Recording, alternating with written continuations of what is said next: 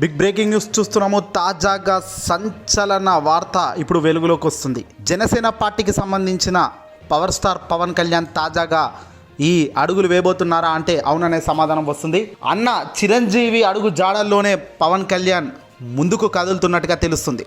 జనసేన పార్టీని ఎందుకు స్థాపించారో తెలియని క్లారిటీ లేని పవన్ కళ్యాణ్ గడిచిన 10 ఏళ్ల నుంచి పార్టీ పురోగతి సాధించలేక అసలు పార్టీని నడిపించలేని స్థాయిలో నిలబడి ఎందుకు పార్టీ ఉందో కూడా అర్థం కాని పరిస్థితిలో పవన్ ఉన్నాడు. అయితే తాజాగా జనసేన అధినేత పవన్ కళ్యాణ్ సంచలన నిర్ణయం తీసుకున్నట్టు తెలుస్తుంది. జూలై 18 లేదా జూలై 20 తేదీల్లో బీజేపీలో తన పార్టీని విలీనం చేయబోతున్నట్టుగా సమాచారం అయితే అందుతుంది. బీజేపీ పెద్దలతో ఇప్పటికే ముహూర్తం ఖరారైతే చేసుకున్నారట.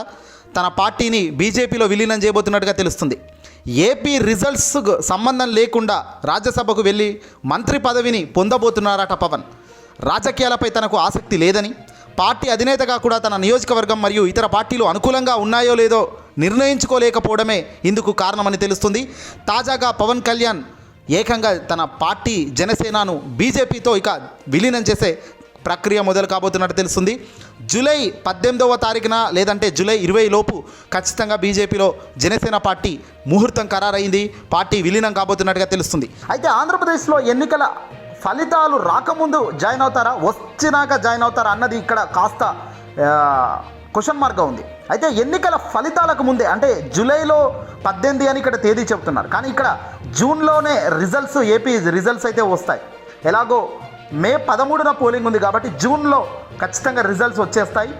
జూన్లో రిజల్ట్స్ వచ్చేసాయి అంటే జూలైలో పార్టీ బహుశా విలీనం చేస్తారేమో అనేది ఒక వైపున మాట్లాడుతున్నారు. ఎలాగైతేనేమి జనసేనను నడిపించే చేత కాక చేతులైతే పవన్ ఎత్తేసాడు, జెండా ఎత్తేస్తున్నాడు. ఈ జెండా ఎత్తేసే క్రమంలోనే ఇప్పటికీ తాను ఎక్కడ పోటీ చేస్తున్నాడో, ఎక్కడ నిలబడుతున్నాడో ఇవేవి క్లారిటీ పవన్కు లేదు. ఇందుకే ఈ కారణం చేతే ఆయనకు ఇక్కడ ఏది క్లారిటీగా లేదన్నట్టు తెలుస్తుంది. తాజాగా సంచలనం రేపుతున్న పవన్ నిర్ణయం జన సైనికులు ఒక్కసారిగా అవాక్ కాదు, తమ చెప్పులు తాము రెడీగా చేసుకోవాలి, తమ ముఖాలపై కొట్టుకోవడానికి అంటున్నారు అంతా కూడా. ఇంత దారుణమా, ఇంత మోసమా, ఇంతటి దానికి ఆవేశంతో రగిలిపోయి ఇన్నాళ్ళు ఎవరిని మోసం చేశావు అని ఇప్పుడు అంతా రగిలిపోతున్నారు. కేవలం స్వార్థ రాజకీయాలకు మాత్రమే పవన్ తన ఎజెండాను రూపొందించుకున్నారు. తన జెండా ఎలాగో గెలవదు, చంద్రబాబు మళ్ళీ గెలిచేది లేదు, పాడు లేదు కాబట్టి తన ప్యాకేజీ తాను తీసుకొని సర్దేసుకుంటున్నట్టుగా తెలుస్తుంది పవన్ కళ్యాణ్. ఇక ఈ దెబ్బతో రాజకీయ చక్రం పూర్తిగా మారబోతున్నట్టుగా తెలుస్తుంది. ఈ పరిణామాలు ఎటువైపు వెళ్తాయి అనేది మరింత ఆసక్తిని పెంచుతున్నాయి. చూడాలి మరి పవన్ తన సొంత నిర్ణయం ఇదేనా కాదా, ఇప్పుడు వచ్చిన ఈ వార్త ఖచ్చితంగా అమలు అవుతుందా లేదా, మీరే మీ అభిప్రాయం ఏంటి కామెంట్ చేయండి మిత్రులారా.